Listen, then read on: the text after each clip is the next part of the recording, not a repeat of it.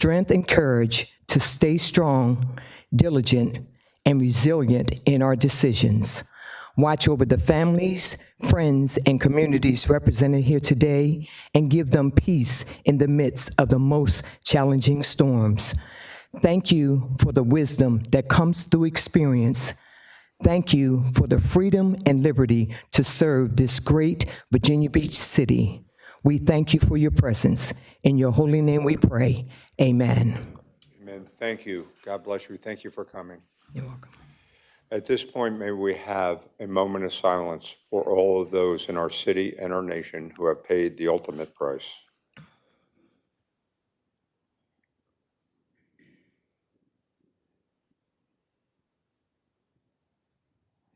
Thank you. Now the Pledge of Allegiance.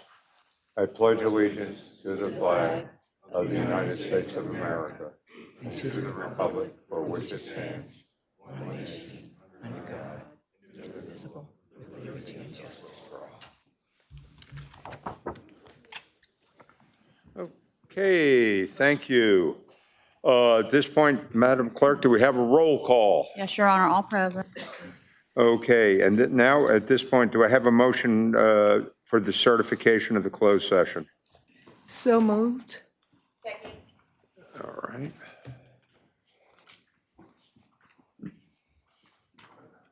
One second. Sorry. The vote is open. By a vote of 11-0, you've certified the closed session to be in accordance with the motion to recess. Okay, at this point, do we have a motion for the approval of the minutes of the formal session of May 28, 2024, the informal and formal sessions of June 4th, 2024, and the special formal session of June 11th, 2024? So moved. Okay, thank you. The vote is open.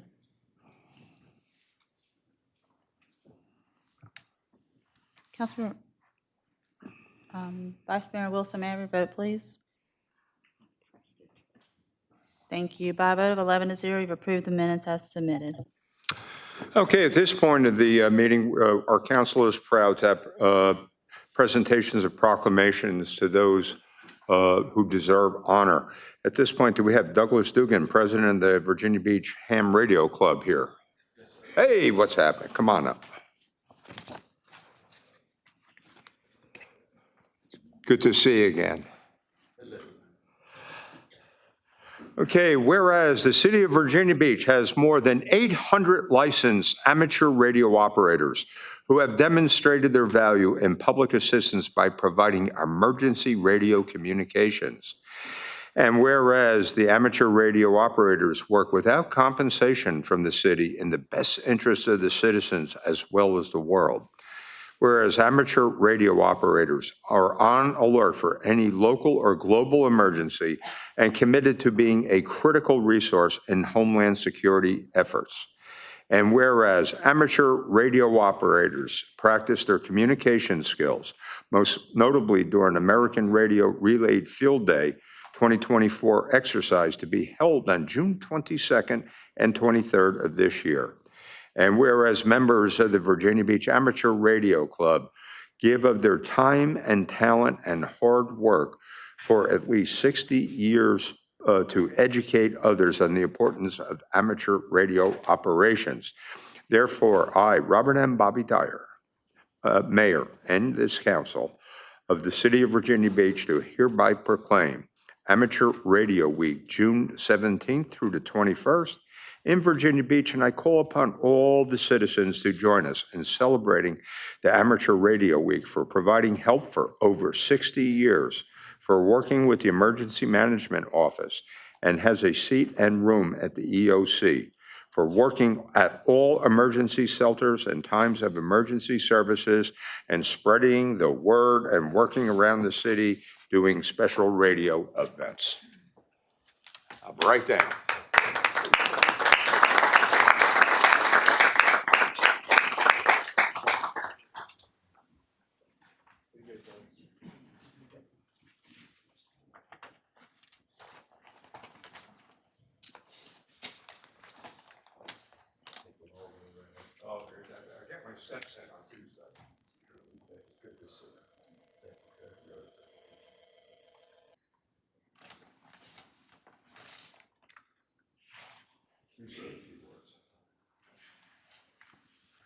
Thank you to the mayor and the council for providing the proclamation again this year. We have a big event coming up this weekend. You all are invited. We're at the Great Neck Park doing what we do best. We'll be setting up radios on the spur of the moment, being on the radio on the airways for 24 hours this weekend from 2 o'clock Saturday till 2 o'clock Sunday afternoon. No sleep this weekend. Then we tear it all down and we all go home and celebrate our accomplishments for the weekend. So thank you. Come on out and see us this weekend. Some of you all have gotten some invitations, and I know the city was presented a general invitation for everybody, including our city manager. Come on out and see us. Thank you. Hey, thank you. Really appreciate it.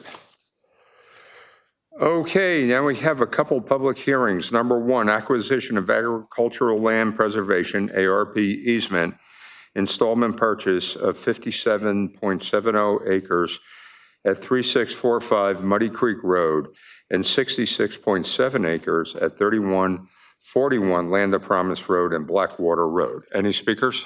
There are no speakers, sir. Okay, moving on to the next public hearing. Declaration of sale of excess property at 1452 and 1456 Bartow Place and 207 Webster Place. There are no speakers. Okay, at this point, we're going to move on with the consent agenda, but I'm going to read the speaker's policy first. I want to remind everyone that the City Council speaker policy that allows certain representatives of groups to speak for 10 minutes applies only to planning items. All other speakers will be, whether speaking individually or on behalf of a group, will have up to 3 minutes to speak on any single item. Speakers are reminded that comments during the formal session of the meeting must be limited to the subject of the item that is being considered by council at the time you are called.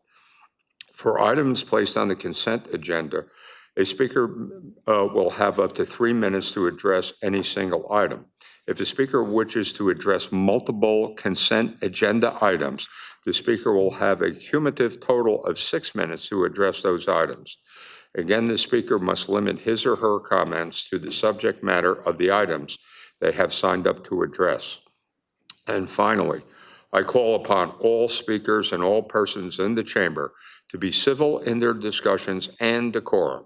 Whatever views you hold and wish to express, the City Council wants to hear from you and to assure that all viewpoints and all persons are respected.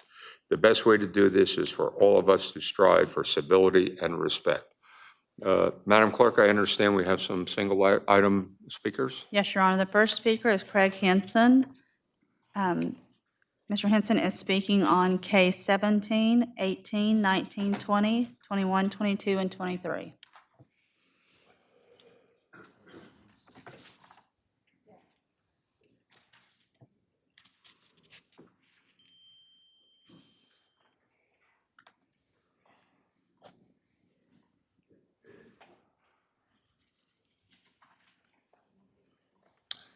Yeah, welcome.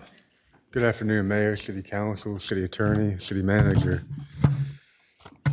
Give me one quick second. I'm speaking on 17, 18, 19, 20, 21, 22, 23. Ironically enough, pretty much all of these are named in the city charter. So I'm going to start with the city clerk. I agree the city clerk should get a raise. The real estate assessor, why not give him a raise? We spend our money everywhere else. The city auditor, I can't find the city auditor. I have 3 copies of our city charter right here in front of me. 3 copies. None of them are identical. Go figure that one out. And in our charter, no matter which copy I look at, none of them have a city auditor named in it. But we have an auditor. I can't find it in state law either. I don't think they need a pay raise until we can figure out what law is giving us a city auditor.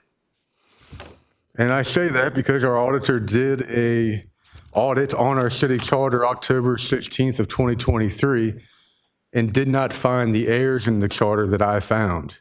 I'm a citizen. And therefore, I don't think the city auditor deserves a raise because I had to file a federal lawsuit to get this government to listen to this citizen. 1 copy of our charter, Muni Code. 2 copies of our charter, a certified from the courthouse copy. Oh, and let's not forget LIS. Now, let's get to the Department of Law, Chapter 9. Mr. Mark Stiles, how you doing today, sir? Prior to me filing my federal lawsuit, which is not active yet, so this is why it's imperative that this body and everybody in the state should be getting involved, because my case is not active yet. When it becomes active, we all know you won't want to do anything but let the court decide. I've talked to my senator yesterday. My senator does not agree that the federal court should be deciding state or local law. So, prior to me filing my federal lawsuit, the city on its website directed people to MuniCode. Here's the MuniCode copy to read our charter. After I pointed out that my lawsuit and the city read it, now the city directs people to LIS. Okay. Go look at Chapter 20 on LIS, and then go look at it on MuniCode, or go look at it in the law library copy. Chapter 20 is being showed as repealed. It has not been repealed. Our charter can only be changed two ways. My senators told me there has been no active General Assembly. I'm a voter. There has been no referendum vote before the people at all. We have a conflict of law in Virginia. It shall not be that way. It's affected this citizen. I've been trying to tell you all for years now. That's the obstruction that I've been facing, the obstruction and the injuries that I've faced from this city, and the violation of my ADA rights. Mayor, sir, you were the first person to tell me I had PTSD. October 2019, when I met with you in your office. When I spoke before council for the first time, August 20th, 2019, you stopped me and said, come meet with you. I did. Nothing got done from this city, not from this body, not from anybody. What I faced was constant obstruction from the Department of Law. Mr. Stiles, I spoke to you one time. It was April of last year.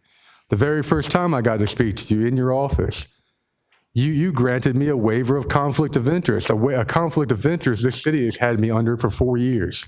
I could not get a lawyer. I'm permanently and totally disabled. This Department of Law knows that. If you all don't, ask your Department of Law. They know. They've already told me they don't need any more of my records, my medical records or anything. They understand.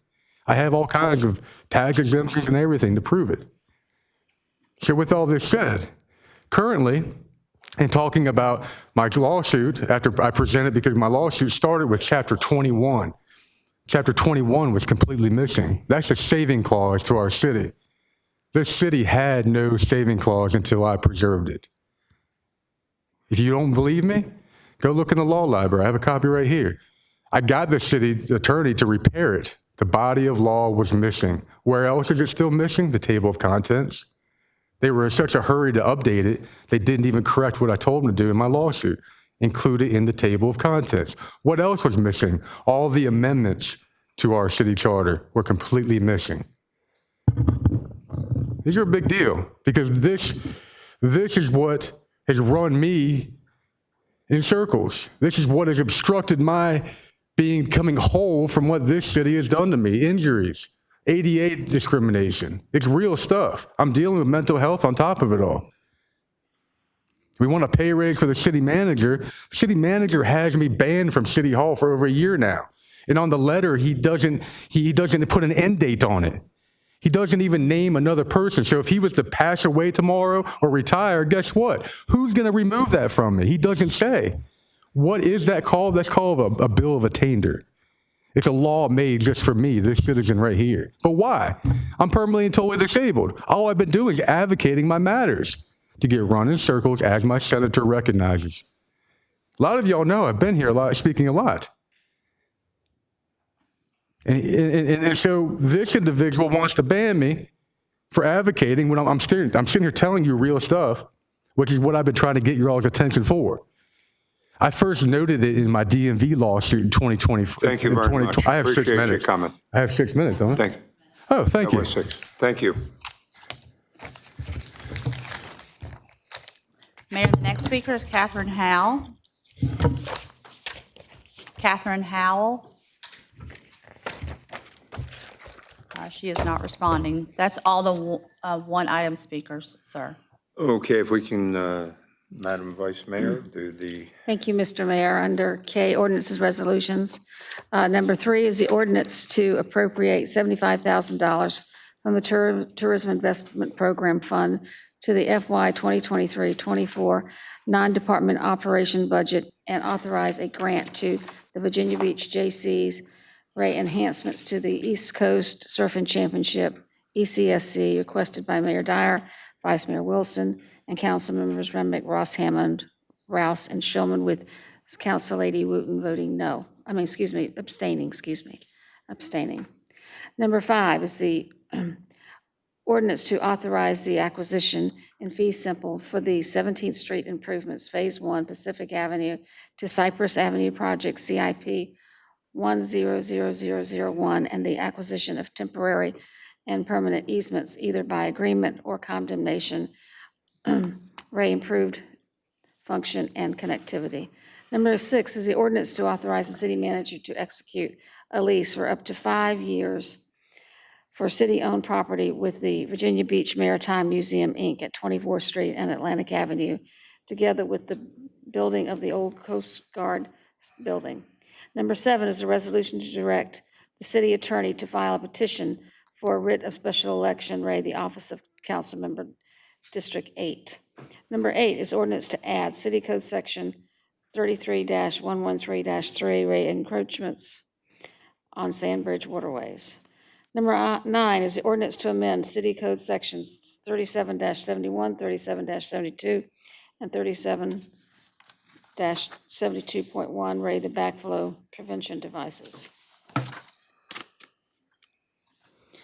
Number 10 is the ordinance to amend the title of Article 12 of Chapter 35 and Sections 35-252 and 18-104.1, and repeal the City Code Sections 18-59 and 18-60, Ray, taxes upon businesses that rent tangible personal property, requested by Commissioner of the Revenue.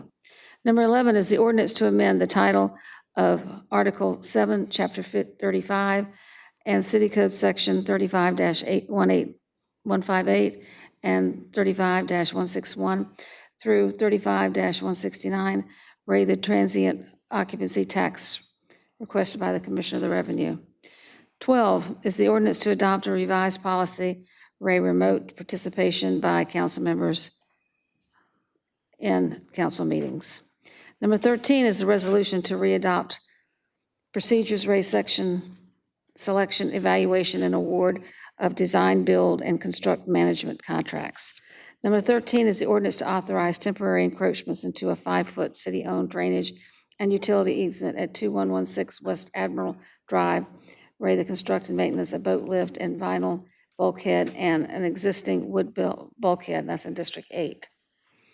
Number 16 is a resolution to renew permits to allow emergency medical services agencies to operate in the city, Ray, American Medical Response, Mid-Atlantic, Inc., Children's Hospital of King's Daughters, Life Care Medical Transports, Inc., MB Solutions, LLC, Midwest Medical Transport, Nightingale Regional Air Ambulance, Reliance Medical Transport, Robbie's Ambulance Services, Inc., Special Event Providers of Emergency Medical, Inc., and Tidewater Medical Transport, Inc.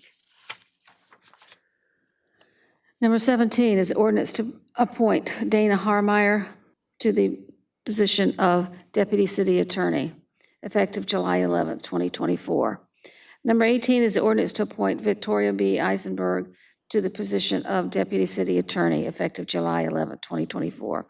Number 19 is the ordinance of the compensation of the city manager, effective July 1st, 2024, requested by the City Council. Number 20 is the ordinance for the compensation of the city attorney, effective July 1st, 2024, requested by the City Council. Number 21 is the ordinance for the compensation of the city clerk, effective July 1st, 2024, requested by the City Council. Number 22 is the ordinance for the compensation of the city real estate assessor, effective July 1st, 2024, requested by the City Council. Number 23 is an ordinance for the compensation of the city auditor effective July 1st, 2024, requested by City Council. Number 24 is the ordinance to accept a donation of radiation detection equipment from securing the city's STC program, replacing fire department aging and outdated equipment. Number 25 is the ordinance to accept and appropriate $2,155,614 from the Virginia Office of Children's Services for the FY 2023-24 Human Services operating budget and authorize a local match of $538,762 for a Children's Services Act. Number 26 is the ordinance to accept and appropriate $237,658 from the Virginia Department of Behavioral Health and Developmental Services to the FY 2023-24 Human Services Operating Budget Rate Support and Permanent Supportive Housing Program. Number 27 is the ordinance to accept and appropriate $200,000 from the Virginia Department of Behavioral Health and Development Services to the FY 2023-24 Human Services Operating Budget, modernize the electronic healthcare record system. Number 28 is the ordinance to accept and appropriate $99,452 and $56,839 from the Virginia Department of Behavioral Health Developmental Services to the FY 2023-24 Human Services Operating Budget, expand community-based substance abuse service. I move for approval, Mr. Mayor. Do we have a second? Second.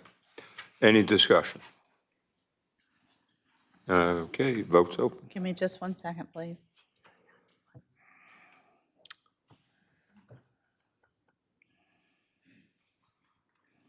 The vote is open. By a vote of 11 to 0, you've approved the consent agenda as read by Vice Mayor Wilson, noting Councilmember Wooten's abstention. Okay, the first ordinance to discuss is number 1, ordinance to transfer $37,713 from general fund vacancy savings and authorize a grant to the First Lynn Haven Baptist Church rate offset a portion of the costs associated with youth enrichment summer camp. We do have one speaker that signed up, Robert Lawler. Robert Lawler.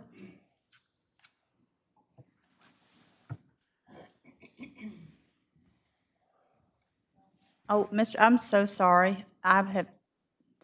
He signed up for L1. This is K1. Okay. Pause. I'm sorry, We'll get sir. you later. Yes, sorry about that. There are no speakers Okay. signed up on this item. Any discussion? Mayor, I'd like to make a motion to approve and anticipate there'll be some discussion, but I'll reserve my comments for if any of that discussion. Okay, do we have a second? Second. Okay, discussion, Mr. Taylor. Yes, Mayor Dyer, thank you. Yeah.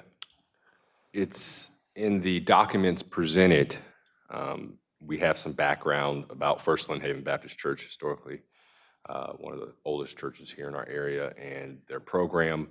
And then we have some information on the state law restriction providing grants. But when this was brought to us and on the merits of the request, they seem to be good.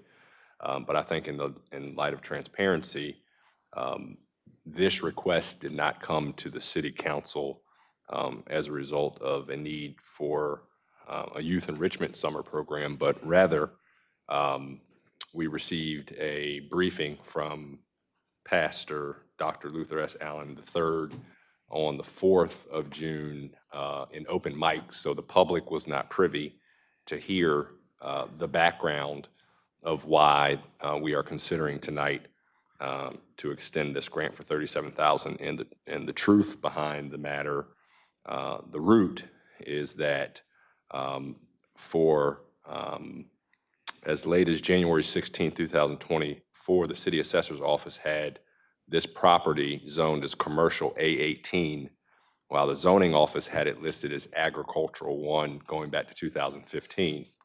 And this is quoted from the pastor: "If a buyer had not approached us, we would not have discovered this obvious lack of communication between the assessment and zoning offices.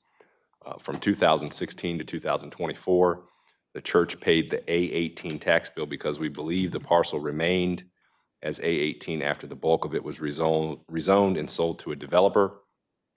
The bottom line is this: from 2016 through 2024, the city of Virginia Beach overtaxed First Lynn Haven Baptist Church by more than $7,000 per year. And then he said, "This is not right," in all capitals. I'm asking that the city council exercise authority in this matter to redress the remaining $37,000 in taxes that were not exonerated once this error was discovered and appealed, and this is in all caps, because someone in the assessor's office failed to update the property zoning. $37,000 could have gone to help seniors, youth, and indigent persons wrongfully remains in the city coffers. Again, this is not right. Council members, it is unconscionable for Virginia Beach to expect our church to accept this forfeiture of $37,000 when it was wrongfully collected in the first place. And so I wanted to share that information because if you just review the Friday packet, you may think that this body is extending a grant to this organization on the merits of assisting this youth enrichment program. And I wanted to make sure that I offered the city attorney an opportunity to share with the public the legal opinion of why we had to go the route we're going, just so that the public can understand the background as to how we got here. Thank you, Mr. Mayor. Okay, Mr. Stiles? Yes, thank you, Mr. Mayor. The reality is the law does not allow the city to exonerate taxes beyond current tax year plus 3 prior years. So the city could not exonerate the taxes prior to, 2021. And the unpaid balance there was $37,000 and change. My advice to the council was, and is, that this is a grant and should be evaluated as a grant without reference to the fact, it's true that this came forward to you because of a mistake that was made and taxes that were over collected, but to be consistent with the law, this item should be considered on its merits as a grant, just as you've considered other grants for other charitable organizations in the past. Okay, Mr. Bellucci? I think Mrs. Henley has a... Yeah, Ms. Henley?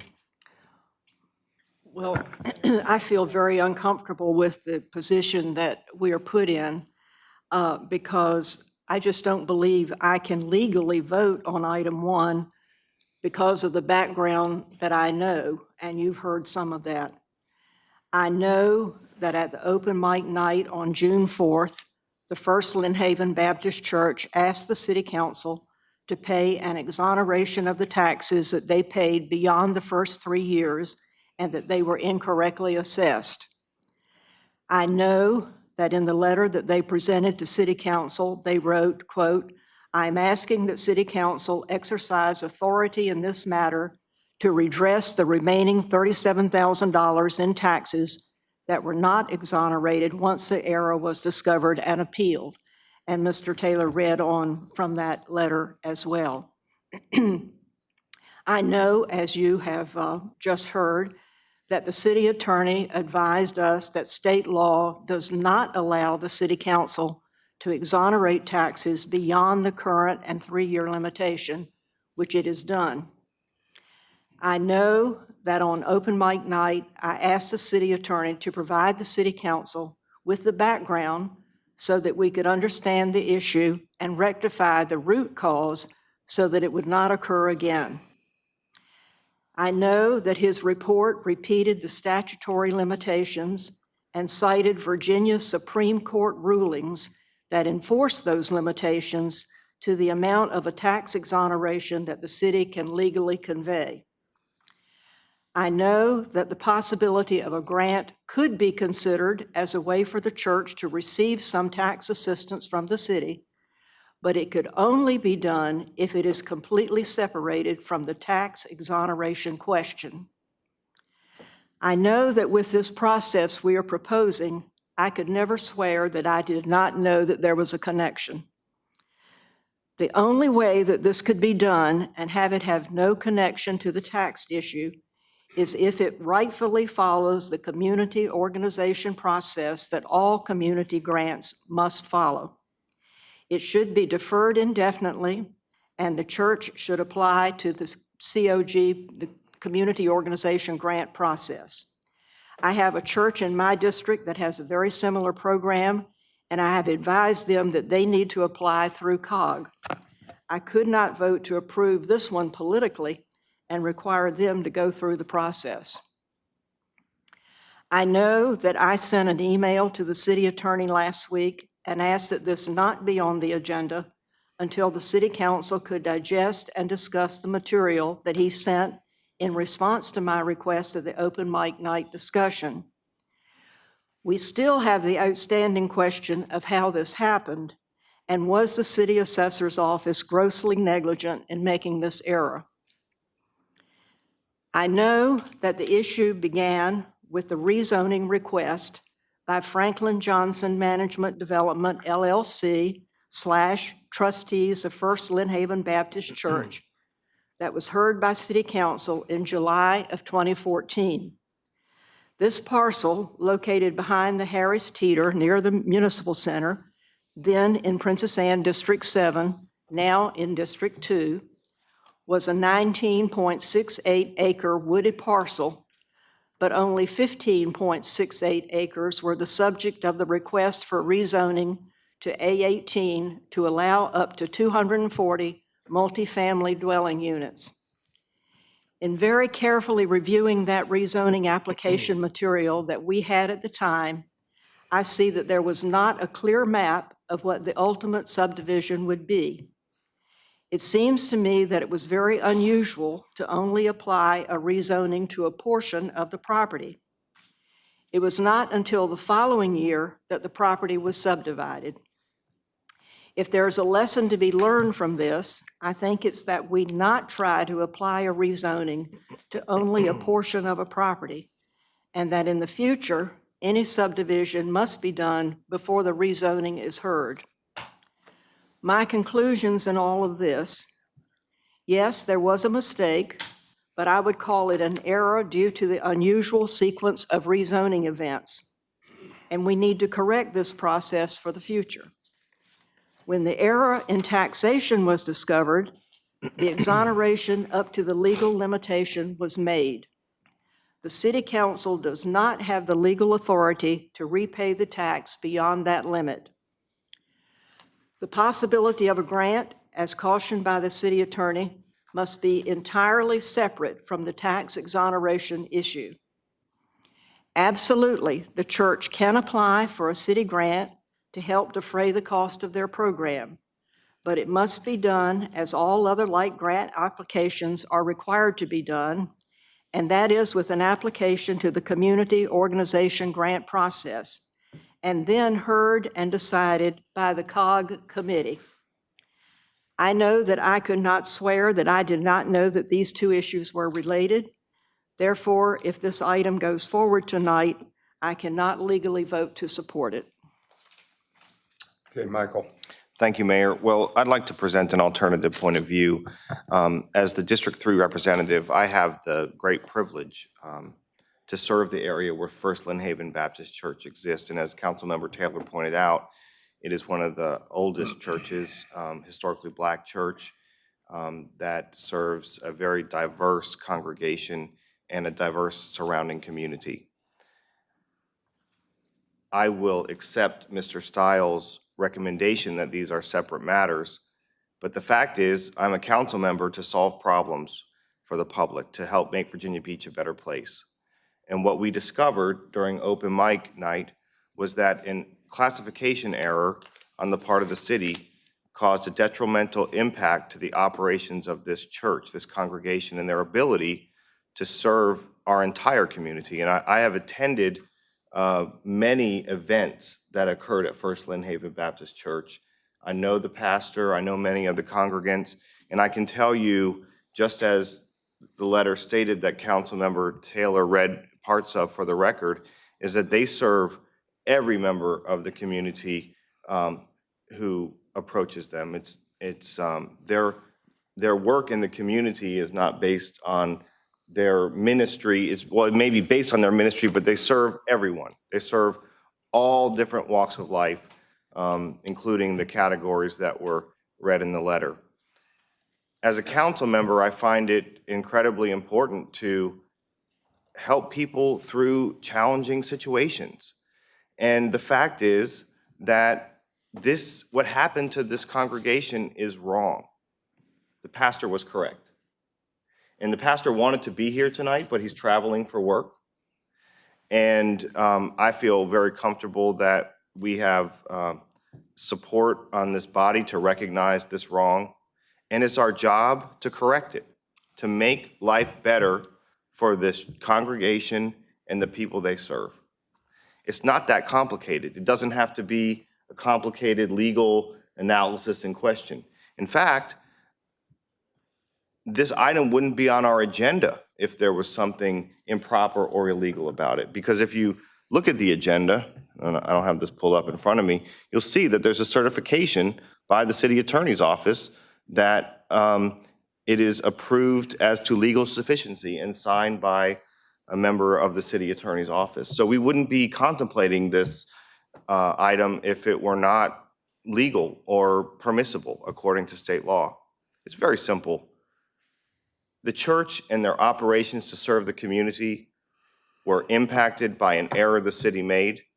That error impacted this particular program, and this initiative is designed to make it right.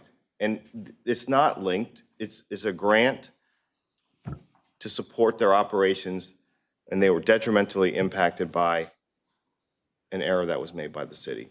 And I think it's pretty clear that we need to do the right thing and solve this problem for this congregation. Thank you. Okay, anyone else? Sabrina? So I just want to make sure not voting on anything illegal tonight. So I just want to cause your attention back to, in our agenda book, this particular item, let's see, in the background, the second paragraph talks about the state law, how it was amended. The law restriction upon local governments provide grants to churches and sectarian societies was amended in 2022. The city council is now permitted to provide a grant with local funds to churches, provided that all government funds received from the locality are used to provide community services for secular purposes without regard to the religious affiliation of the recipients of such services. That's Virginia Code, Section 15.2-953A. So based on the state code of law, this particular item was developed to provide a grant, as we certainly can under this section code of law of the state of Virginia.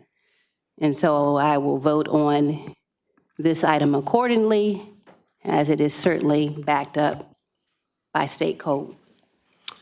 Okay, anyone else? Let me say this, a lot of times local government, especially in a city as large as us, is very complex. And I think at times mistakes are going to happen, not through our intent, but because, it is complex and, things do fall into cracks. And I think it's important that, we have the ability as a policy-making body to right a wrong.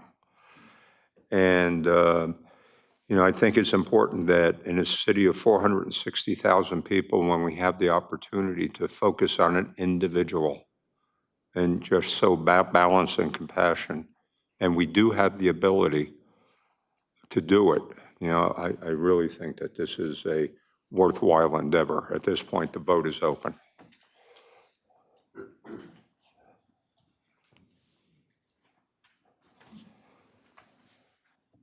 By a vote of 10 to 1, You have approved the ordinance.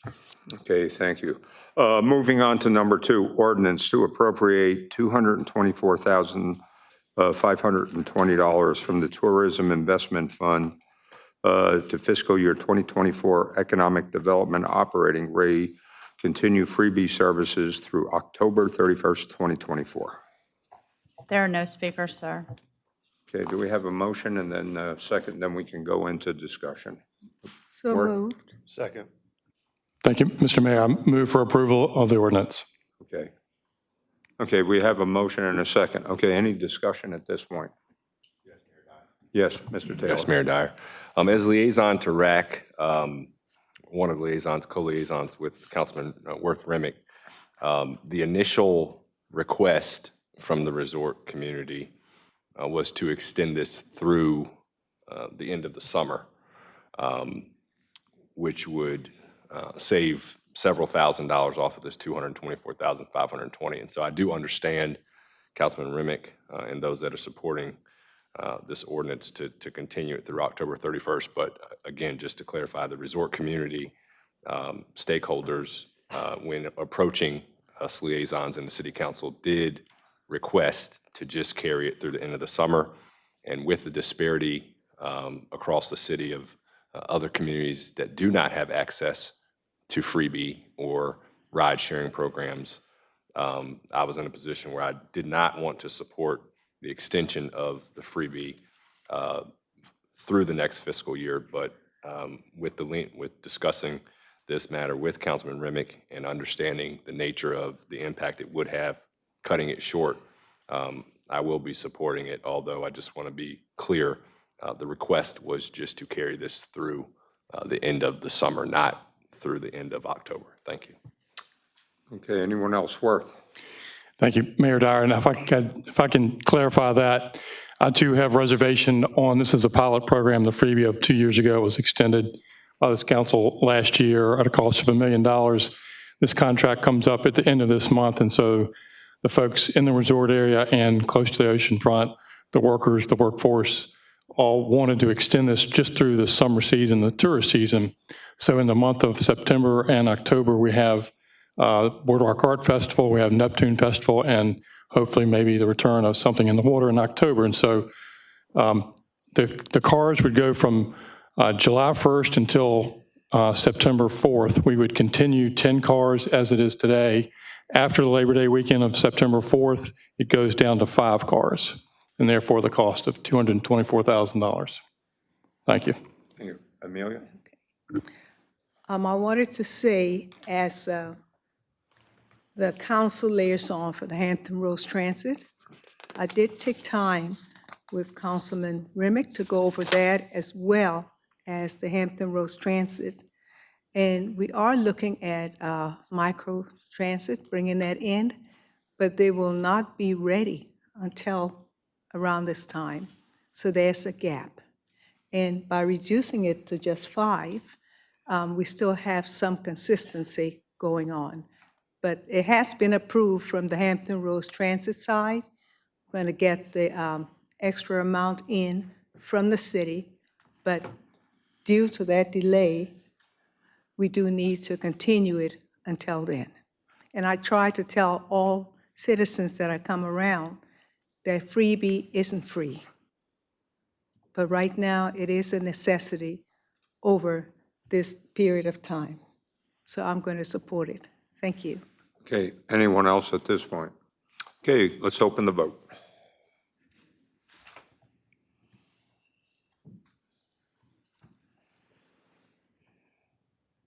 Sorry, Vice Mayor Wilson, may I have your vote? Thank you. By a vote of 11-0, you have approved the ordinance. Okay, moving on, number 4, resolution to establish a stormwater management implementation advisory group. There are no speakers, sir. No speakers. Okay, do we have a motion and a second? Then we'll have a discussion. Mr. Mayor, I make a motion to approve. Do we have a second? Second. Okay, open for discussion. Mr. Schulman? Yeah, thank you, Mayor. And I'm sorry I didn't speak up, I guess, right away. But I know this has been in front of the body in our workshop sessions on several occasions. And I thank you to all the council members who helped work on improvements to the ordinance. And just briefly for the public now, here in council chambers, I can tell you a little bit about what it's about. We as a city have some of the strictest stormwater regulations in the strictest in the Commonwealth, and for good reason, given our geographic location and our susceptibility to sea level rise and recurrent flooding. That also presents some challenges when we are looking to grow responsibly and provide more affordable housing choices for our residents, and also for businesses to expand and grow. What this ordinance does is it creates a group of up no more than 13 people. I really wanted environmental input, so we have people from professionals from the environmental and resiliency professions, also engineers and people from the development community, attorneys with environmental and/or land use backgrounds, and folks with conservation backgrounds and environmental protection experience. Definitely wanted to make sure that this group has citizen participation and has the light of day on it. So we provided for a couple of citizen appointees, a student, actually I think 2 students, and a planning commission liaison. So really the whole point of this is to solicit recommendations from this group of folks about how we can better encourage or incentivize redevelopment outcomes, redevelopment opportunities that align with our policy objectives in areas where we have infrastructure in place already to support the growth, in areas along major transportation corridors like our strategic growth areas, and in areas that don't abut neighborhoods and that don't present environmental challenges. So really what this group is about is to hopefully give us some recommendations as to some policy tools that we can better incentivize those outcomes and encourage outcomes that align with those policy objectives. And again, just thank you for everybody who worked with me on this. Okay, anyone else? Yes, Mayor Dyer. Yes, Mr. Taylor. Thank you so much. I asked for this item to be pulled because I have some concerns with, again, the direction that sometimes this council gives to staff, previous councils. And so just to be clear, it's been nearly 4 years now since the new development standards were put into place in Virginia Beach, with a goal of making sure new construction didn't result in an increased risk of flooding. But when that took place, there was an amendment attached to the referendum that the previous council had made a commitment to carry through, and that did not happen.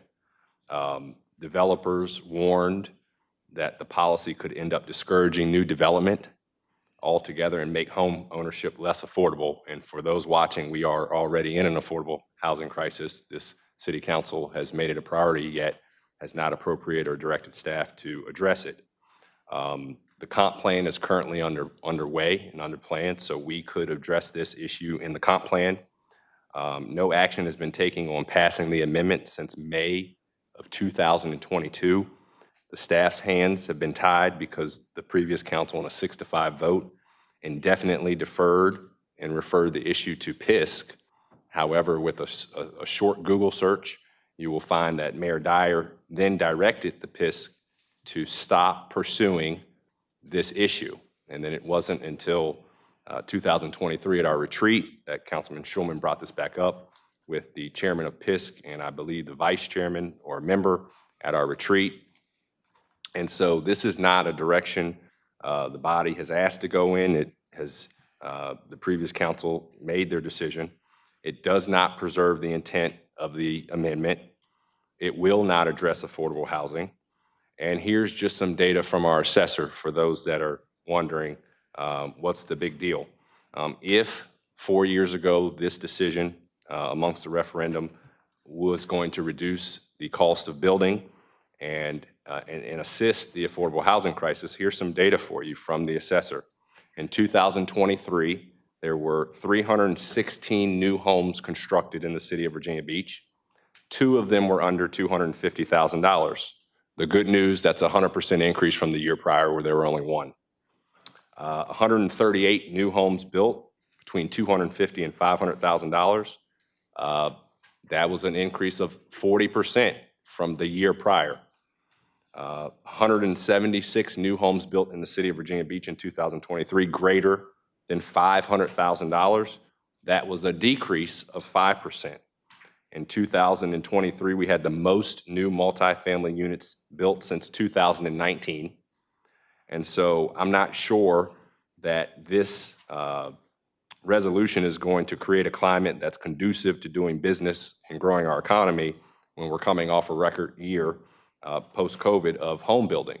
And so what I think this is it may be a good motivation, good intent, but what I would love to see our council do is unlock the hands of staff. The mayor had already asked PISC to not deal with this anymore. It's on the record. And what we could do is take up that 75-word amendment and vote up or down. But instead, we're going to create another task force, another advisory group.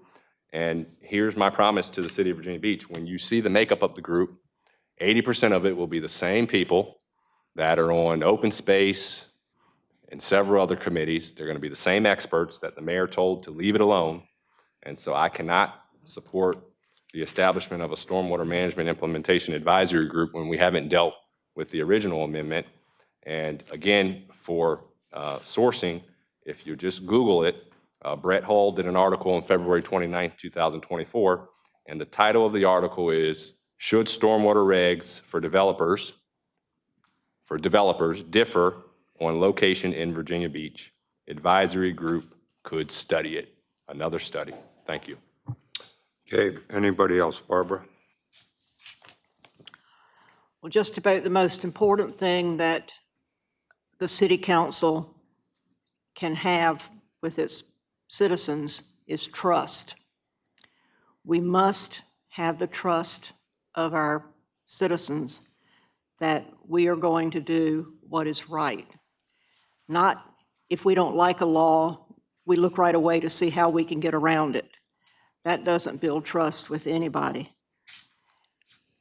We had the bond referendum approved a couple of years ago because I think we had built some trust with our population that we were going to do what we promised we would do, and that is address the flooding issues by using the new standards that we had developed for our stormwater regulations and all of the modeling work that we had done to show that what we were requiring is the right thing. We cannot do anything that will undo those requirements.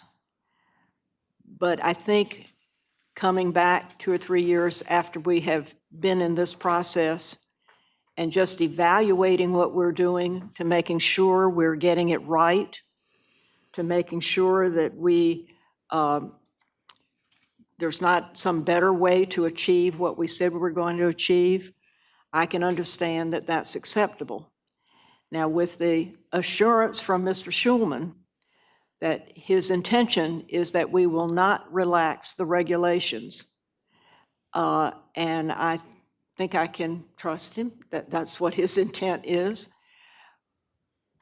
I will support the resolution with the complete understanding that we're just looking at the opportunity to evaluate what we're doing and to make sure we're doing it in the best possible way for all of those concerned, that we are not requiring something that is could be done in a better way and achieve the same standard, but absolutely not to relax the development standards that we committed to the people that we were going to maintain. And so with that understanding, I'll support the adoption of this resolution to have an advisory group that will be 6 months. Is that what it is? 6 months, and then come back with us to us with any recommendations, but it would be totally up to the city council to adopt or not adopt those recommendations. Thank you. Okay, anyone else? Jennifer and then Josh. Yeah, and I concur with Councilmember Henley, and I will say Councilmember Schulman, he's kept the council in the loop. So we've seen multiple revisions of this, and he's asked for input, and so it's nothing that has come out of nowhere. But, you know, as a researcher, as an educator, I don't know any, and even in business, anyone that operates a program and doesn't evaluate its success or its challenges and to see what is working, what is not, and that's the function of this group. It's to what are we doing, and if it's working, we'll learn it, and if there are challenges, we'll learn about that too. And so just to kind of take all the, you know, maybe some of the conspiracy out of it. So that's all. Thank you. Josh. Thank you, everybody, for the comments, and I appreciate I appreciate the invitation for the trust, because you have it, and I you know, this is exactly that. It's a exercise to have some smart people get in a room with some citizens and a student or two and learn something along the way, but also give us some recommendations that we can either take or leave. And the standard is not to be changed. What it really is trying to find opportunities to advance the policies that we've been talking about since I came on the council, and what people have been talking about in connection with the comprehensive plan update. Things like preserving and enhancing our city's tree canopy and open spaces, enhancing water quality, using nature-based solutions instead of just gray infrastructure, and really taking a strategic and resilient approach to growth and redevelopment, as opposed to the sprawl that we've seen over the last 60 years. So that's really what this is about. And I appreciate you giving me your trust, and you know, in 6 months when they come back after their work, we can evaluate what they have to say. So thank you. Hey, Michael. Thank you. I think I'd just like to build a little bit on some of the comments that Councilmember Rouse made about some of the what could be characterized as conspiracy theories and other things around this measure. Obviously, stormwater is incredibly important to the residents of District 3, and I'm a strong advocate for upholding very solid, very robust stormwater standards. But as a community, we have to confront multiple challenges at the same time. And some of those challenges include maintaining and developing a thriving business environment, economic environment where people have access to good jobs and economic opportunity and upward economic mobility, where housing affordability is a major challenge, and so is recurrent flooding and the impact that recurrent flooding, stormwater flooding has on our lives, the disruption in our lives. You've heard me talk about that many times. Destruction to property, disruption in our lives, and potentially even threats to our lives. And so all of these things have to be balanced at the same time, and it would be irresponsible of us as a city council, as a community, if we didn't find ways to more efficiently strike that balance. And I believe that's the intent of this measure, and that's why I'll be supporting it this evening. Okay, thank you. You know, let me say this, you know, good government. Yes. Sorry. Yeah. Can I make a comment? Yes, you can. I just wanted to make a comment really quick. Certainly, in terms of studies and advisory groups, I think it's vitally important to ensure that you're doing all you can to make sure that we have the proper standards in place for stormwater, and I appreciate that.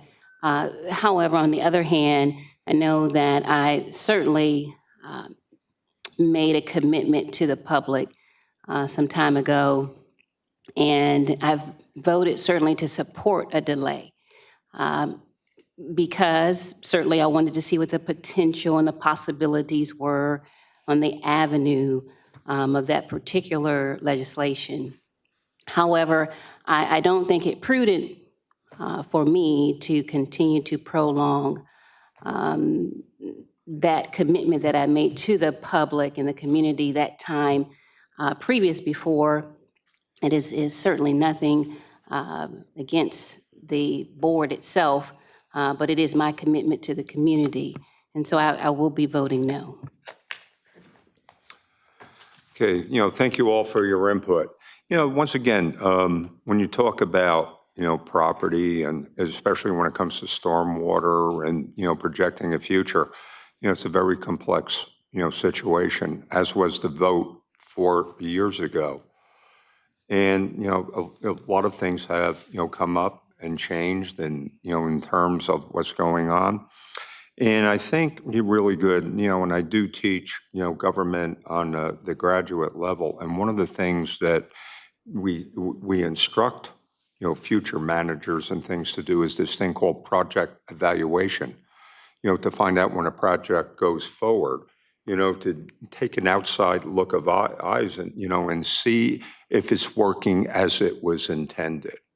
And one of the reasons I started the process improvement thing, we had getting outside 12 years ago was getting outside experts looking at government through an outside, set of eyes. And we were able to confront a number of things between, permit efficiency, evaluating, economic development website, and, fixing a payroll problem. So it has proven effective in many, many ways. And, what's changed over the last couple of years, which me lead to, talk to the PISC about, finding better ways to do things, is the fact that Wells Fargo Mortgage came up with a statistic that for us to do business right now, to build a house, there is a $93,000 regulatory fee that is it comes up front. So you can buy a piece of property, and with this fee there, you're starting at $250,000 or possibly, before you put the first nail in the board. So once again, this is the idea of just doing it, better, see if we can build a better mousetrap, because a lot of the incurred costs, the developer passes on to the customer. And it does, in fact, impede, with some of the affordable, attainable housing that we're trying to do. So I think what we're here is looking at, what's going on. And then sometimes government has the duty to make a course correction, to make sure that we can still honor the intent of what we're trying to do, but maybe in a better, more efficient. So at that point, the vote is open.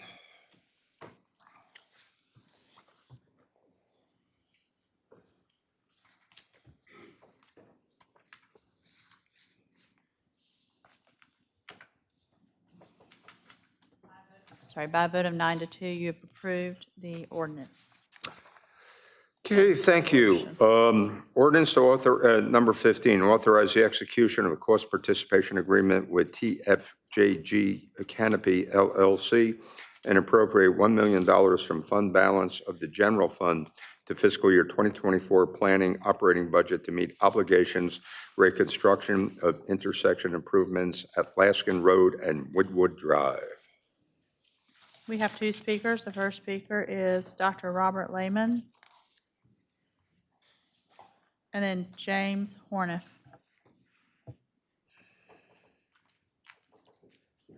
Welcome and good evening. Good evening. How are you, Mayor? Mayor Dyer and members of the City Council, I want to thank you very much for giving me the opportunity to speak with you tonight about a very important topic. I'd specifically like to thank Worth Remick, who has given us a lot of insight and guidance over the last year for this topic. I speak to you tonight about a much-needed stoplight that is needed at the corner of Laskin Road and Wynwood. By way of introduction, I'm Bob Lehman, a pediatrician in Virginia Beach, a resident of Lynn-Lear subdivision. I've been living in Virginia Beach for 40 years. I own a pediatric practice in Virginia Beach. But I'm really speaking to you tonight as Vice President of the Lynn-Lear Civic League. I would ask the residents that are here from Lynn-Lear to please stand for a moment. As you can see, this is a very important topic to us. During the last 6 years, I've attended every meeting of VDOT and also have attended quite a few of the council meetings here. As you know, the focus of this project is an 8-lane divided highway on Laskin Road, and also to repair a bridge and to widen a bridge that was built originally in 1938. It's a much-needed improvement for the city. There's also a 5-foot wide sidewalk on the south side and a 10-foot wide shared use path for pedestrians and for bicyclists on the north side. The actual work of the project has not been without its problems that I'm sure you're very well aware of, but it has been so great to us in Lindlear to watch the Laskin Road come alive again. But with that, the additional lanes, we in Lindlear subdivision now have real safety concerns about coming in and coming out of our neighborhood. Since the beginning of the project, my neighbors and I have personally observed increasing amounts of vehicular traffic with increasing speeds. The bike lanes, which are very much needed in a resort city such as ours, have had many more bike traffic traversing along and going across Laskin Road. To get to the beach, a Lindlear resident must go across 4 westbound lanes and then which have higher speeds, and then make a left onto Laskin to approach the bridge and ultimately the beach. Likewise, our Chanticleer neighbors have to come out of Chanticleer, cross their 4 lanes, and make a left to go up towards Hilltop.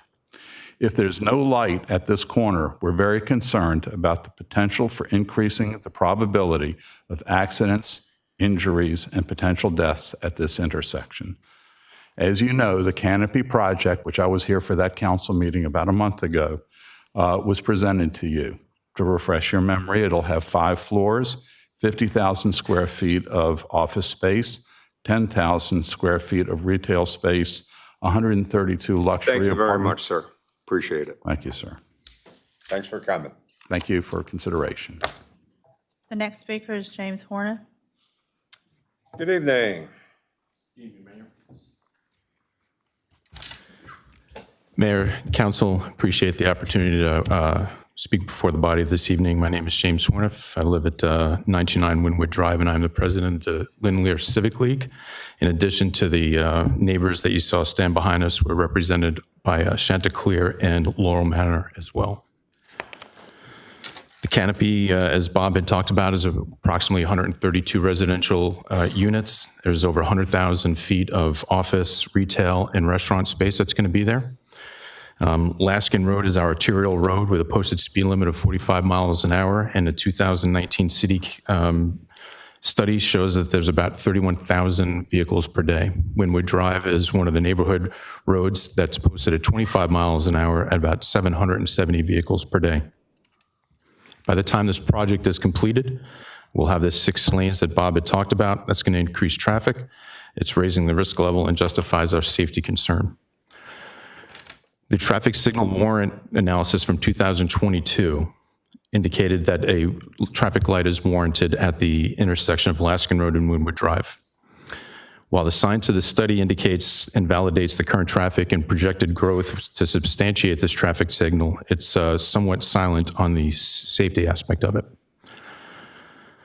The students and teachers of Virginia Beach Friends Schools, the followers of the Good Shepherd Lutheran Church, the shoppers at Hilltop, and students on our school buses making left and rights out of Chanticleer and Wynwood to go to Virginia Beach Middle School and Lincoln Elementary run the risk of going through 6 lanes of traffic to make those left and right turns.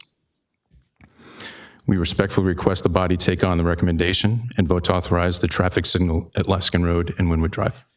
Thank you. Thank you, sir. Mayor Dyer, That's Yeah. all the speakers, sir. question. Yeah, sir, we got a question. Yeah. Yes, sir. Hello, Mr. Horner. Hello, Mr. Taylor. How long has the community, I'm a native as well, because I'm going to have some comments. How long has the community or those communities surrounding this now proposed economic development project been asking the city of Virginia Beach council members to address the safety and traffic concerns at this location?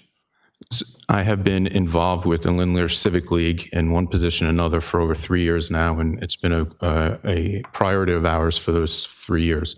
I think we're on the outside of probably 5 years Again, Mr. Remick has been real helpful in helping us focus the efforts and find a voice. Thank you, sir. Yes, sir. Okay, do we have a motion? Worth? Thank you. Mayor Dyer, I move to approve of the ordinance. I also need to make a disclosure. One of the contractors for the applicant, Colliers International of Virginia, is my employer. I do not have any fiduciary relationship with the applicant, nor do I have any monetary benefit to gain from this transaction whatsoever. I do work for Colliers, and so I do have a letter on file to make this disclosure. But I also represent District 6, the residents of Lynn-Lear and Chanticleer, and the residents of District 6, and this is a public safety issue as disclosed by, or as just recently told by the two leaders of the Lynn-Lear Civic League. So thank you. I move for approval. Second. Okay, Dr. Russ Hammond, second. Any other discussion? Okay, Mr. Taylor, then Rosemary. All right, thank you, Mayor Dyer. And again, just speaking to the public for transparency, thank you to all the residents that have come out. I hope that you will be able to parse and rightly divide my comments. It is not addressed at the need for a light. It is not motivated by a lack of concern for the safety. But I do feel that the public should understand how some business is being conducted.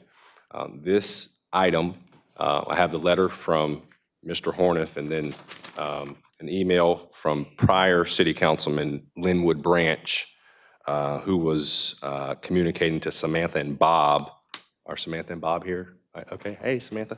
And so this came to our City Council in a closed session. It could have easily come to public just like this. And I believe we saw it at least 2 or 3 times. And the initial request from the developer was for almost $3.5 million. And I want to quote Mr. former Councilman, the Honorable Linwood Branch, in his email to Ms. Samantha and Mr. Bob. The VDOT Laskin Road project was pretty far along, and VDOT would not add it to the project design they had, nor would they pay for it. So the state did not want to participate in creating this light. The city's traffic engineering department also initially resistant, claiming some policy that traffic signals had to be certain distances away from the traffic signals, even to the point that they were suggesting I work with the Hilltop East owners to see if they would be willing to eliminate their traffic signals so we could get ours. And point of reference, my wife and I had a retail location in Hilltop right behind, next to the YMCA, and it continued to struggle because of all the construction in VDOT. So I can empathize with those business owners as well as the residents. This is where I found it pretty interesting. During this time, the Franklin Johnson Group had purchased the Laskin Road Annex school site. This is March 21st, 2023. So many of the new council members here had been on council less than 3 months. And Taylor Franklin, not the Franklin Johnson Group, the individual, and Taylor Franklin agreed to pay for a traffic study to see if Wynwood traffic signal was necessary, which would be helpful to his proposed development. So again, I want to be clear. When it came to us, this was not a safety concern. This was more aligned with traffic as a result of an economic development project, which the city was not a partner to. And I'm going to go further into that. It's somewhat concerning in the response from Mr. Duhaney on March 21st, 2023, before we had the 3 closed session meetings. Mr. Duhaney can be quoted responding to former council member Linwood Branch. It sounds like the root of the confusion may be related to what triggered the light. While there is no stoplight in the plans for VDOT, and at the time there were no plans for the city staff either, there is still a plan for a stoplight at that intersection due to a planned development. So Mr. Duhaney was aware of the Franklin Johnson development that was coming forth. Again, the new members on this council, and correct me if I'm wrong, Mr. Duhaney had not been briefed yet on this idea. The light, and this is quote, will be installed as a direct result of the development happening at the former Laskin Road Annex school site. What triggered the need for the light was the expected increase in vehicle in pedestrian traffic related to the planned apartment, office, retail, restaurant space. And for clarification, after we said no to the $3.5 million cost participation, the developer continued to lobby the city council and staff. They had an option of where they could place this high-end restaurant that's going to be on that corner. And we asked if they could move it, and there was not a desire to go back to them to move it. And so I want to just be clear that in these letters, there were commitments made, and over the last 5 years, the city has not and did not step up to handle the safety concern that is still a safety concern. And in your letter, Mr. Horniff, you did mention, we are pleased that the city staff is in agreement with us that a traffic light is warranted under existing conditions. I don't think that's the position of the city. If it was under existing conditions, we wouldn't have to wait for the Franklin Johnson development that we will be supporting with $1 million of taxpayer money to allow them to put their restaurant where they want it. So I'm happy the community will be safer. I'm happy that residents on both sides will have some peace of mind. But it is very important as city government that we're transparent. This did not come to this city council as a safety concern. It came as a result of if we did not cost participate, the developer was quoted and has stated that they would not be able to provide this new economic development project. And many council members felt that we have to continue to add to our tax base through economic development projects. And so with the revenues that will be generated from this project, I believe it will pay for the $1 million. So congratulations. We will have a safer, thorough way, and hopefully the citizens of both those communities won't have to worry about getting hit by a car or having to dart across 4 lanes. Thank you. Thank you. Okay, anyone else at this point? Jennifer? Me. Thank you, Mayor. Yeah, I'm trying to reflect on the conversation. I remember perhaps that's how the project was initially brought up, but then some of the members of council who are familiar with the neighborhood did address the safety issue. So it is something that we discussed. And understanding it's taxpayer money, I know our staff worked hard to bring the cost down. So initially there was a higher price tag and the staff was able to bring it down so we could be as responsive as possible. But the safety, some of the council members did bring up the safety issue as part of that. So I'm thankful that we're able to that the staff was able to negotiate it down and that we're able to address this issue. Rosemary. So those of you that live in Lindlear, I used to live in your neighborhood. It's been 30 years, so you may not remember me from that. But I know what it was like getting out on Wynwood Drive. That was then, and this is now, and it was terrible then. So this came before us, as I stated that it was a safety issue because I knew how hard it was. You had the feeder lanes and the traffic. I was concerned that it was too close to the next stoplight west, by the shopping center, but I was assured that that was not going to be a problem. But I have fully supported you getting the stoplight because I personally know how much it's needed. And some of you showing up tonight is a true testament. So those of you who were my neighbors back then, it's good to see you again. And those, I wish we were neighbors again. But anyway, thank you for coming out. Yes, Michael. I'll keep my comments brief, but I'd like to pile on if I could, because my brother lives in a connected neighborhood, and I've heard for many years about the safety issue that exists there. So I'm happy to see all of you, and I'm pleased to vote yes tonight to make this thoroughfare a safer place for all the people who live there in connected neighborhoods and for our city visitors and residents from all across the city. Thank you. Okay, anyone? Sabrina and then Josh. So I too recall when this matter was brought before us that it also included a conversation about safety. And I'm glad to see the community here reinforcing that concern. And because of that, I'm happy to support this tonight. Thank you. Josh?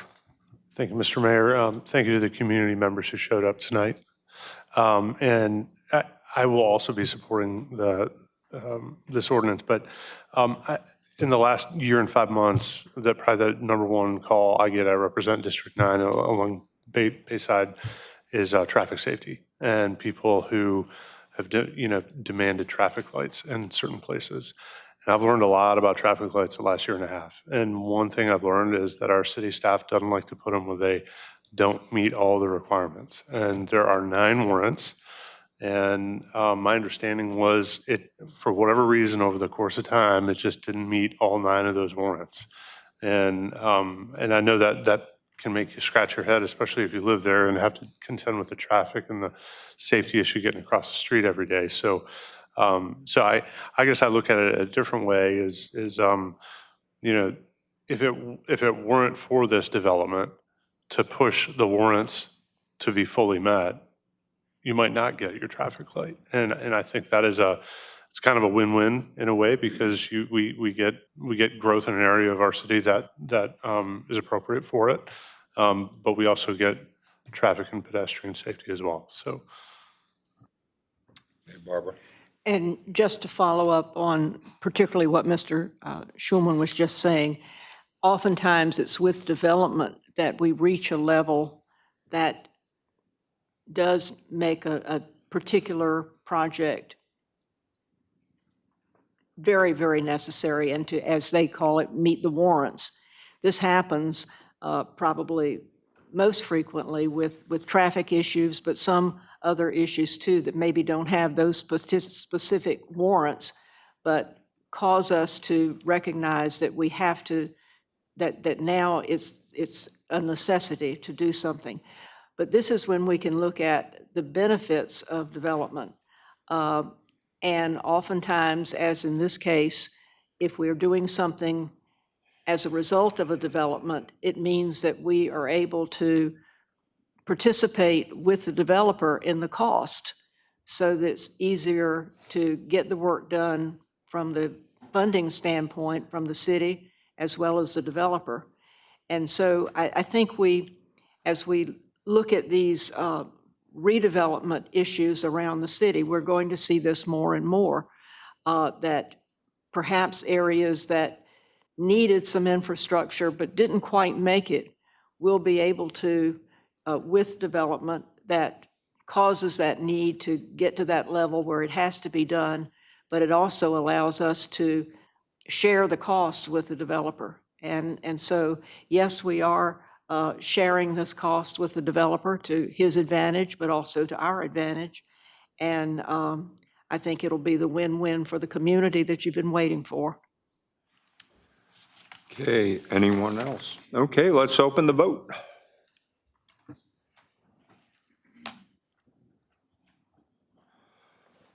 By a vote of 11-0, you've approved the ordinance.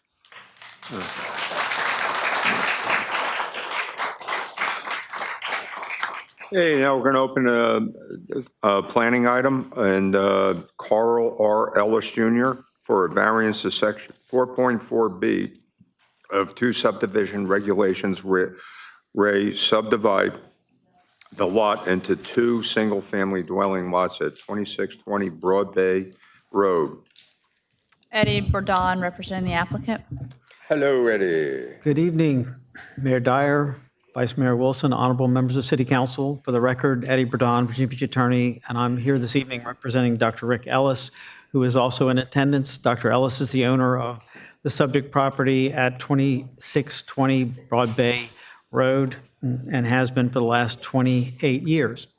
This application is for a subdivision variance to section 4.4B for a 2-lot subdivision of his 23,681. Excuse me, Eddie. Excuse me, folks in the back. Thank you. They're excited, Eddie. Thank you.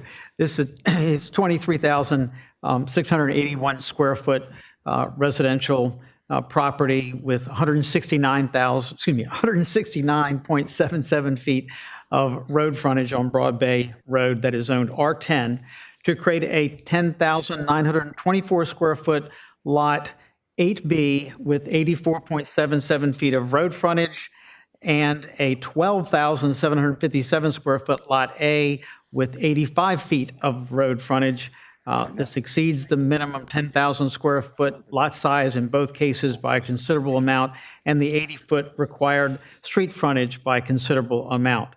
The variances are simply to lot width measured at the 30-foot building setback line of 1.49 feet to a 78.51-foot lot width on Lot 8B, and a 0.97-foot variance to a 79.03-foot lot width instead of 80 feet on Lot 8A. The application as submitted by Dr. Ellis and as conditioned by both your professional staff's recommendation for approval and by your Planning Commission's recommendation for approval, each of the new proposed 2.5-story homes will meet every single development requirement contained in our city zoning ordinance. All setbacks are easily met.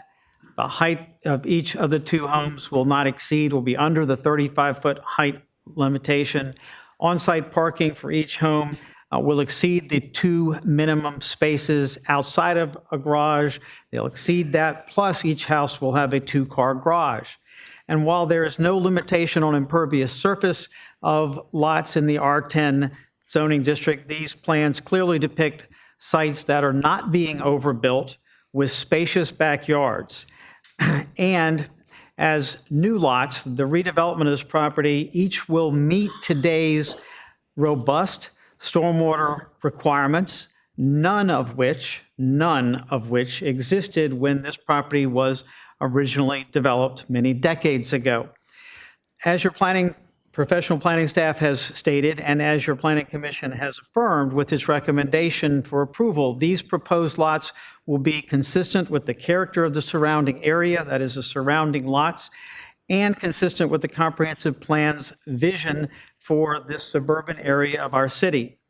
Just as was the case with the previous redevelopment of a 2-lot re-subdivision of the property next door to Dr. Ellis on the east side, and the re-subdivision of and redevelopment of 49 other lots in the western Broad Bay Colony and Broad Bay Point sections of Bay Island, has resulted in new, high-quality, attractive single-family homes created organically without any government subsidies or government incentives for over the last 4 decades, have resulted in the maintenance and enhancement of the vitality of and a vital and desirable community, this unique and wonderful community on Bay Island created over 70 years ago.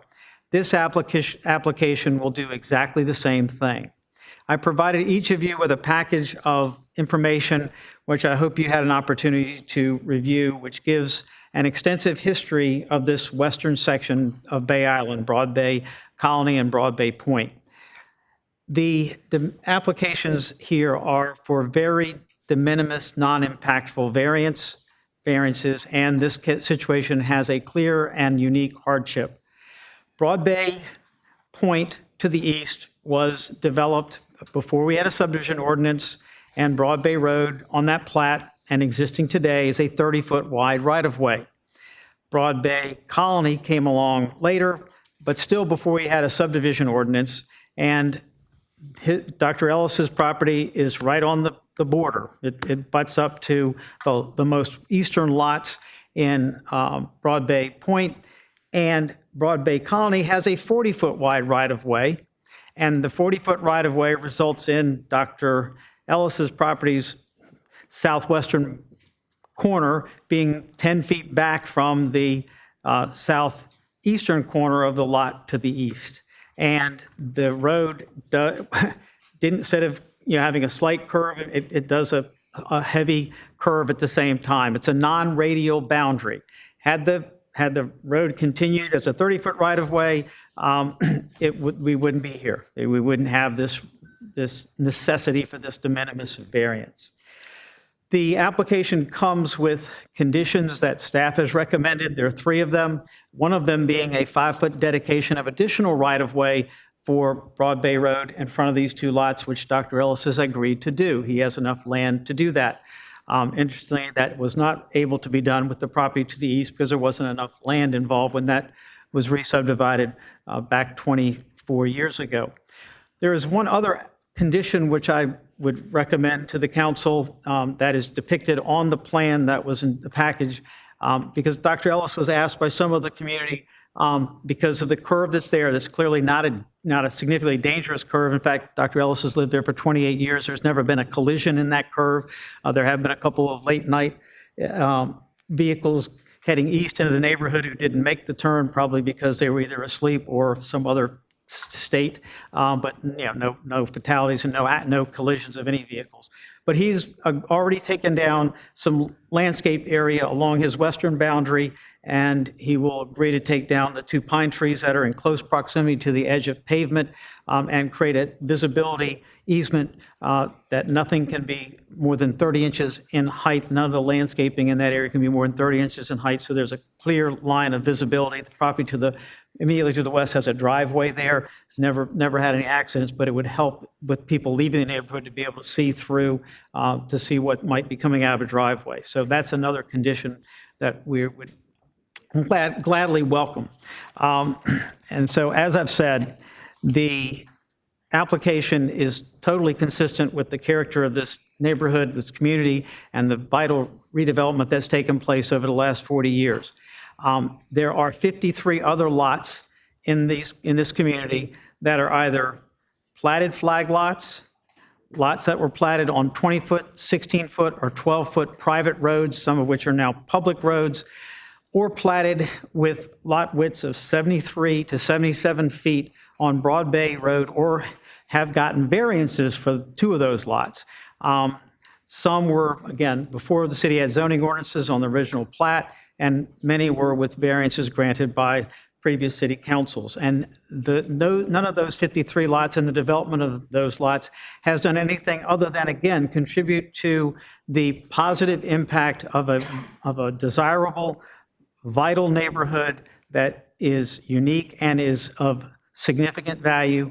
We need housing of all types. Housing at the upper end produces people moving up out of middle end, and then gives other people opportunity to move into housing. So it's not a big deal, but every little bit helps. And with that, I'd be happy to answer any questions. Any questions? Okay. Thank you. Thank you, Eddie. Thank you, Mayor. The next speaker is Haley Jankowski. And then Beth Dubinsky. Good evening. Good evening. So I'm Hallie Jankowski. I live at 2616 Broad Bay Road, and I am opposed to this variance request. To start off, subdivision code has a minimum for a reason. If there weren't minimums, everybody could just do whatever they wanted to do. We rely on the city to uphold them, especially in the absence of an HOA in our neighborhood. There were 30 neighbors within 500 feet of this property that's requesting a subdivision variance who opposed it. And that was 2/3 of the group the houses that were within 500 feet. About 21% of the people didn't even answer the door, even after my husband and I canvassing the neighborhood for approximately 25 hours, one weekend and a few days, that just didn't answer. And then there were a few that took the letters and then just never gave them back to us. There was only one person that we spoke to that said no, and he was somebody who had signed a letter for the property owner previously, saying that he was for it. Let's see. The lawyer had tried to discount in the planning meeting our efforts by saying it was a form letter. We took time to explain what was being requested by the property owner, and then provided pictures and drawings whenever asked. 13 of the proposed properties were subdivided, with 2 being from 2002. 10 were from the years spanning 1950 to 1997, and that was pre the original plat. The remaining one of the 13 that opposed was subdivided in 2002 with a variance, and most likely the current owner was not aware of this because they were the second owner of the home. The lawyer also portrayed the 30 letters as a popularity contest. Interestingly, my husband and I, as we walked around the neighborhood, we did not get that perception at all. The neighbors were concerned about another house being put onto the property with a variance. Now, of course, plenty of properties have the by right ability to subdivide. This property does not. The addition of a second driveway will result in 5 entrances onto Broad Bay Road right before the dangerous blind curve. The same short distance just had a speed table installed right before the property requesting the variance, which would indicate that there was a speeding problem or a reason to be cautious in that particular area. It's most likely that you've already decided how you're going to vote on this request, but I did want to be able to close my, I guess, interest to do something good for the neighborhood. And I'd like to be able to take back and say that I didn't want to not come and speak, even though I do expect that you already know. Appreciate you coming. Yep. Thank you. Thank you. The next speaker is Beth Dubinsky, and then Robert Lawler.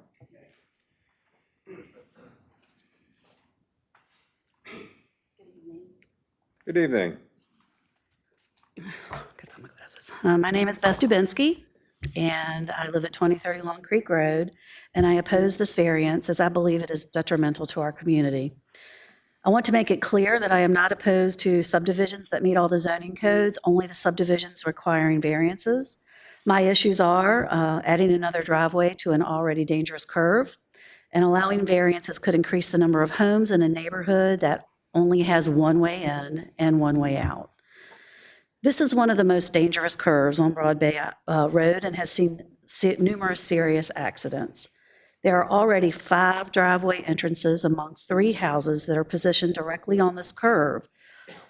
Allowing this variance will add at least a 6th driveway, 6 driveways within about 200 feet on a dangerous curve where we already have a speeding problem so great that the city has installed speed tables.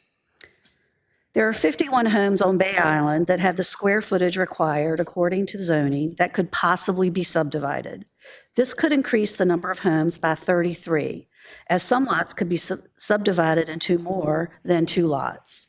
I do not know if these properties have the required setbacks, frontage, etc., but does it really matter? If it seems as if the city council continues to approve zoning variances regardless of the opposition of the surrounding residents. My neighbors, Hallie and Dennis, had collected 30 letters of opposition from residents that live within 500 feet of this property.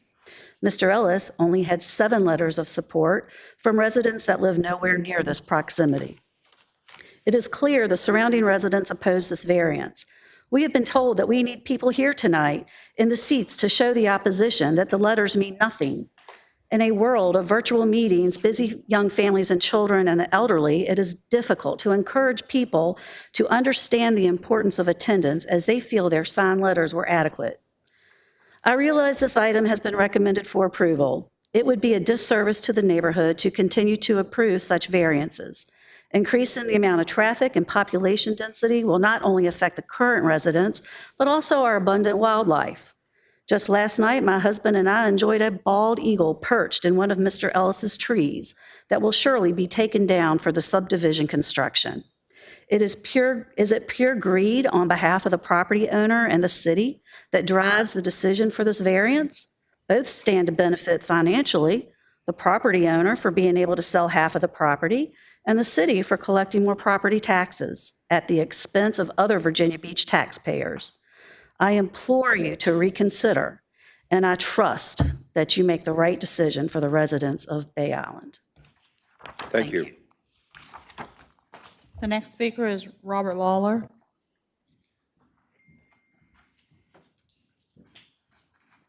Good evening. Good evening, Council. How's everybody tonight? So this is a macro issue for me. My name is Rob Lawler. I'm a homeowner at 2032 Long Creek Road in Bay Island. I live within 500 feet of the proposed variance request to allow for the subdivision of a lot at 2620 Broad Bay Road to build 2 homes. I am here to strongly oppose this subdivision and variance request. I believe this request sets an incredibly poor precedent for all planned neighborhoods in Virginia Beach. All zoning laws are enacted for a purpose, and this is especially true for residential neighborhoods. When these laws are not protected, it compromises the reasons people purchase and invest in their communities. The existing lot minimums are in place for a reason. When you start compromising with variances, especially one as significant as building 2 homes on a lot zoned for 1, you put the integrity of all the neighborhoods in Virginia Beach on a slippery slope. It's important to note that the Planning Commission sent out 44 letters to residences within 500 feet of the proposed variance. 30 neighbors came back in strong opposition, none in favor. These letters were emailed to Marshall Coleman, Planning and Development City Planner, Virginia Beach on March 7th, and to you council members on April 15th. The few, or in this case the one, should not take precedence over the vast majority of neighbors near the property who opposed the variance request. If someone wants to subdivide their property and it adheres to zoning ordinances that are in place and the laws, I have no problem with that. But when you start pushing a line and variance after variance after variance, it's a slippery slope, and I think it just generates a very dangerous precedent. Thank you. Thank you. Mr. Burdon?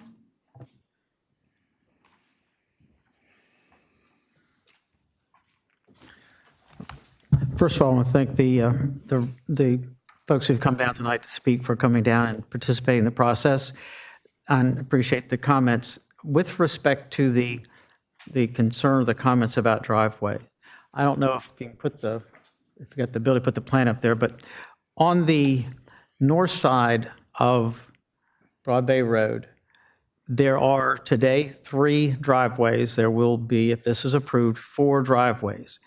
The north side, those driveways, to the extent there's an impact, it's on traffic leaving the community that's on the westbound right side, north side of Broad Bay Road, not on the south side where there is a house across the street that has 3 driveways. 1 house, 3 driveways. That's on the south side of Broad Bay Road.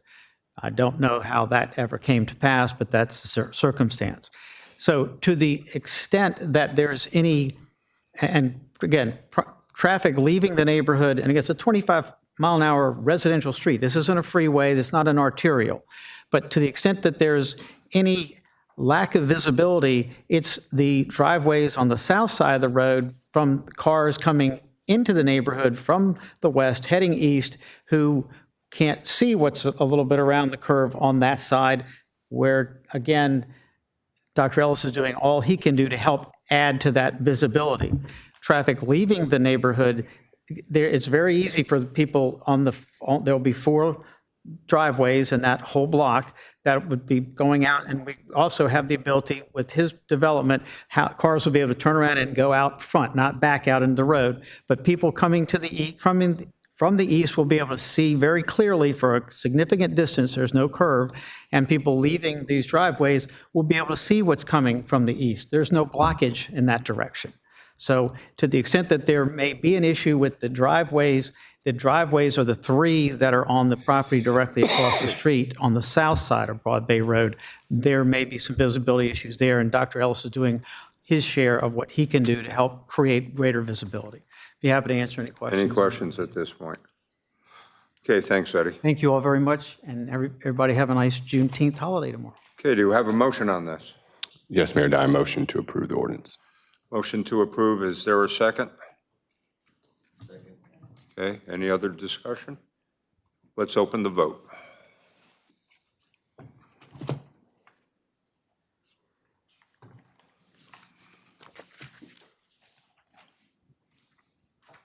By a vote of 10 to 1, you have approved the application. Okay, thank you. That concludes that. Do we have any appointments tonight? Okay, we do have some unfinished business. We have some Boy Scouts in the audience that have been sitting there patiently, come on up. And the Scoutmasters too, you're very much a part of this.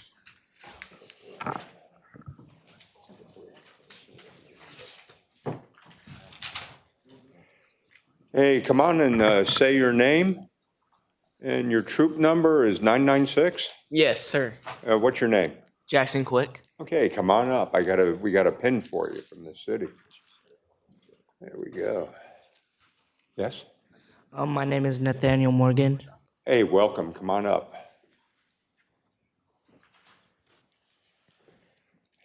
My name is Liam Roberts.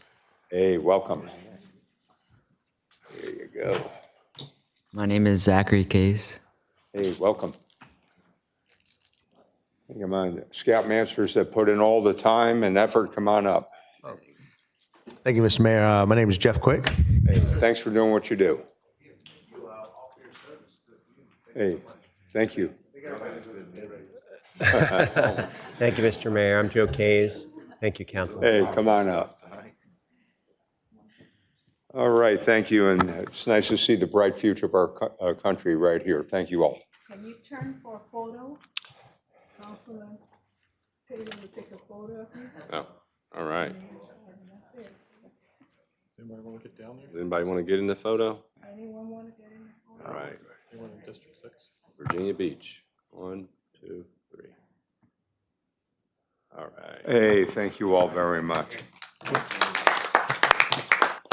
Where y'all from? Sorry, I was just wondering where. We're Kempsville. Kempsville. Excellent. Right. You got it. Great. Thanks for coming out tonight. Okay, thank you. Any new business? Okay, folks, we are adjourned. Thank you all very much.